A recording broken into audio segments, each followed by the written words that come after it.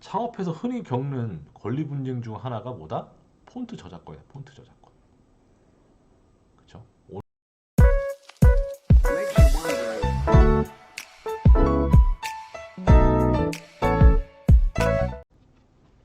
네, 안녕하세요. 네, 특허토 홍정원 변호사입니다. 네, 이번 영상에서는 저희가 이제 폰트 관련된 저작권 관련된 문제에 대해서 좀 설명을 드리도록 하겠습니다. 저도 이런 상담을 굉장히 좀 자주 빈번하게 하는 편인데요. 이제 폰트에 대한 저작권 위반에 대해서 경고장을 받으신 고객분들께서 저한테 문의를 좀 많이 해오세요. 그래서 이 부분에 대해서 좀 알아보고 저작권 위반 여부에 대해서 좀 알아보고 어떻게 대처를 해야 되는지에 대해서 간단히 설명을 좀 드리도록 하겠습니다. 먼저 지금 보시고 있는 거는 지금 실제 제 고객분께서 그 어, 경고장을 받은 겁니다. 그래서 특정 서체 프로그램에 대해서 이제 침해 문제가 생겼다. 그래가지고 정품 서체 프로그램을 이용해야 되는데 이것을 보유하지 않고 사용하는 경우에는 지식재산권 침해 행위다. 지식재산권 침해 행위에 해당한다. 그래서 특수 그 목적으로 뭐 사용하는 경우라고 보면 뭐 이렇게 CI나 BI, 뭐 이북 뭐 이런 데다가 사용하는 경우에는 저작권자랑 별도의 계약을 통해서 라이센스를 받아야 된다. 근데 이걸 안 하면 뭐다? 형사상 책임도 물을 수 있고 또 민사상의 책임도 물을 수가 있다. 좀 이런 식으로 이제 주장을 해온 거죠. 그래서 이제 CI 이제 코퍼레이션 아이덴티티라고 하는데 이거는 이제 그 기업의 상호나 로고 같은 것들을 제작해서 특히 이제 많이 문제되는 게 이제 홈페이지, 홈페이지나 뭐 실내 간판이나 보고서 이런 사내문서, PPT 자리, 인쇄물 등에 이렇게 사용하는 경우에는 이것도 하나의 저작권 위반으로 보겠다. 그래서 이 내용의 그 주요 요지는 그겁니다. 저작권 위반했다.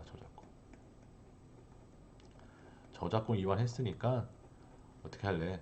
손해배상 해라. 손해배상 물어라. 손해배상 할 거다. 손해배상 해줘라. 아니면 우리 형사상 조치 취하겠다. 이렇게 취하겠다는 거죠. 그래서 손해배상은 대부분 이런 이제 소체 같은 경우에는 라이센스 해라. 라이센스를 구매해라. 적법하게. 보통 이 비용이 한 뭐 200에서 뭐 이렇게 수백만 원 정도 된다고 하더라고요.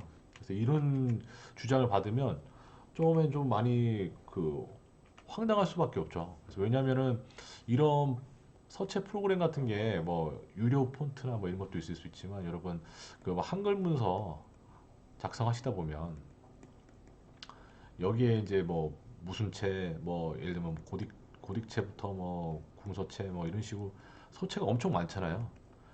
당연히 그 한글 문서 프로그램에 이런 서체들이 기본적으로 깔려 있거든요. 이런 게 기본으로 깔려 있기 때문에 모두 다 그냥 사용해도 된다. 사용해도 문제되지 않아? 근데 이것을 무심코 회사 로고라든지 뭐 이런 CI나 BI 이런 식으로 사용을 하다가 적발이 되면 이걸 가지고 이제 경고장을 보낸단 말이죠.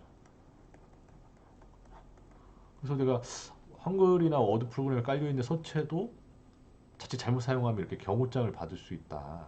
그래서 이 대표님 같은 경우도 이제 그런 식으로 해서 이제 경고장을 이제 받으신 거죠. 그래서 좀 황당해 하시는 좀 그런 상황인데요.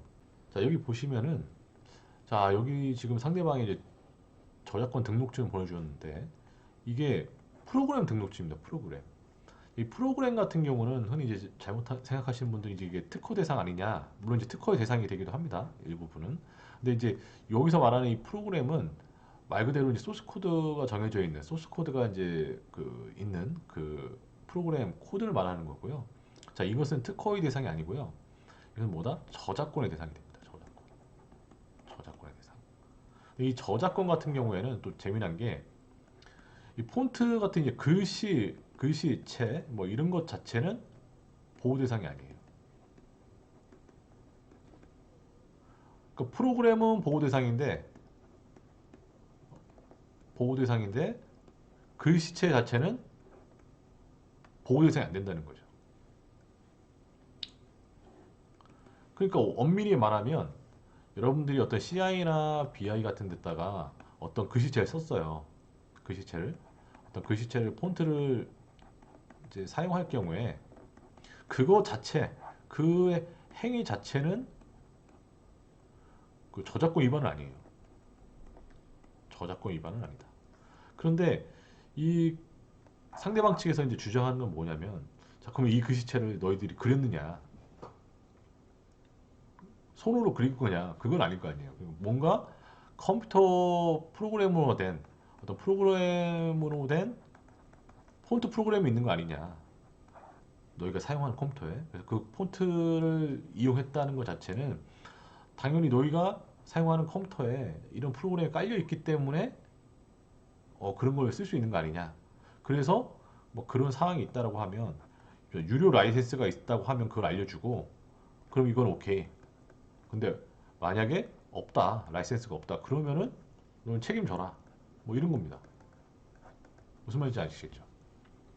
이 논리가 좀 헷갈리실 수가 있어요. 그러니까 글씨체 그 자체로는 저작권 위반을 볼 수가 없는데, 글씨체 위반을 볼 수가 없는데 그것을 만들게 한 도구 대상 자체가 이제 프로그램이라는 것이죠. 폰트 프로그램이 어디선가 다운로드 받아가지고 컴퓨터에 깔았기 때문에 이걸 쓸 수 있는 거 아니냐, 뭐 이렇게 주장이 나오는 거거든요. 자, 그래서 실제로 이 대표님 같은 경우에는 어떻게 사용을 하셨냐, 그 보면은 지금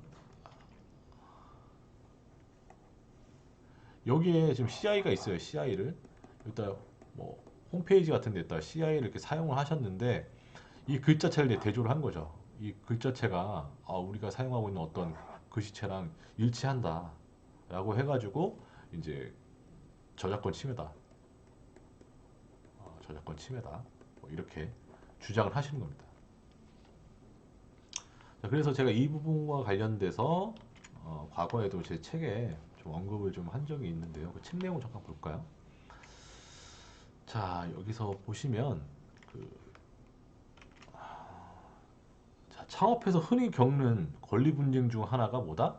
폰트 저작권이야. 폰트 저작권. 그렇죠? 오늘 본 사례와 같이 이 폰트 저작권 문제는 창업하신 분들이라면 누구든지 한 번쯤은 겪게 되시는 그런 분쟁 중에 하나입니다. 쉽게 겪을 수가 있고, 심지어는 어떤 분들은 뭐 그 인쇄물을 가지고 현수막이나 이걸 만들었는데 그걸 가지고도 또 이제 시비를 거는 경우도 있고요. 자, 그래서 이런 폰트들을 사용하다 보면 그 경고장을 받게 돼요. 경고장을. 그래서 굉장히 당할 수밖에 없다는 것이죠. 특정한 모양의 글자 집합인 이 글자체는, 여기서 제가 말씀드렸죠. 이 글자체 자체로는 저작권법상의 저작물로 인정받지 않는다는 거예요. 저작물 자체가 될 수가 없다는 겁니다. 그리고 이것은 뭐 디자인법상 글자체 디자인으로 인정받을 수는 있죠. 글자체 자체로. 그러니까 이것은 원래 그 대상 자체가 디자인으로 보호받을 수는 있어도 이것을 그 단순 저작물로는 인정받을 수가 없습니다. 다만 이제 문제가 되는 거는 이 폰트가 컴퓨터 프로그램상의 그 저작물로 인정된다는 거예요. 컴퓨터 프로그램.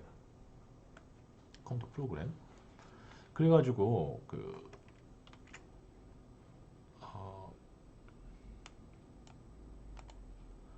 이 폰트 파일에 그 소스 코드가 뭐다? 컴퓨터 프로그램이다. 그렇죠?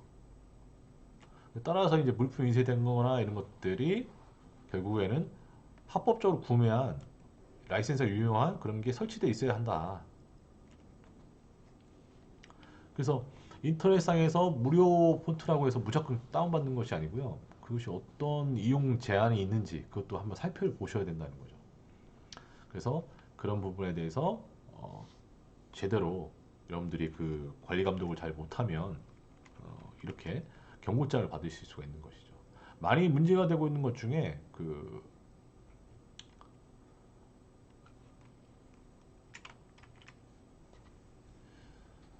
CI나 그냥 게임 개발 등 이제 다른 용도로 사용하는 경우인데 다른 용도로 그래서 이런 경우에는 이제 저작권 침해가 될 수 있다. 저작권 침해가 될 수 있다. 자, 그런데 만약에 이제 홈페이지나 뭐 이런 것들은 뭐 사업하시는 분들이 직접 뭐 하시는 경우도 있겠지만 대다수는 어디다 의뢰를 하죠? 이렇게 외주 업체에 의뢰를 할 수가 있잖아요. 그래서 이렇게 외주 업체를 통해서 홈페이지 제작을 했는데 그 안에 들어가 있는 어떤 폰트가 저작권 위반이 대상이 된다라고 하면 그 책임 원칙적으로 누구에게 있다? 이걸 제작한 외주 업체한테 있는 거죠. 그렇죠? 홈페이지 책임자한테는 법적 책임을 물 수가 없는 것이죠. 왜? 난 그냥 운영 관리만 했고 내가 이것을 외주 업체에다가 의뢰를 했는데 그 업체가 폰트를 불법으로 이제 다운받아서 사용을 한 거예요. 그러면 그 업체가 문제가 되는 것이죠. 그래서 이런 경고장을 이제 받기 전에 예방할 수 있는 것은 이런 외주업체랑 계약 시에 계약 관계를 입증할 수 있는 계약서를 좀 작성을 해 놓으시는 게 좋겠죠. 물론 입증 책임은 이제 그 상대방 측, 저작권자 측에게 있다고 하지만 이 문제가 조금 커질 수도 있으니까 사전에 이런 계약서를 이용해 가지고 만약에 이렇게 하는 거죠. A랑 B가 이제 있어요. 이게 이제 의뢰자고 이게 이제 외주업체예요. 그러면 그 계약서를 이제 쓰시는 거예요. 계약서에다가 모든 책임, 이 폰트와 관련된 부분들도 포함해가지고 관련된 그 저작권 침해는 누가 책임을 진다? 외주업체는 B가 진다. 이런 식으로 계약서에다가 기재를 하시라는 거죠. 그래서 이런 것들을 저작권 문제를 피하실 수 있는 그런 사전적인 조치라고 할 수가 있겠고요. 근데 또 간혹 이런 경우도 있어요.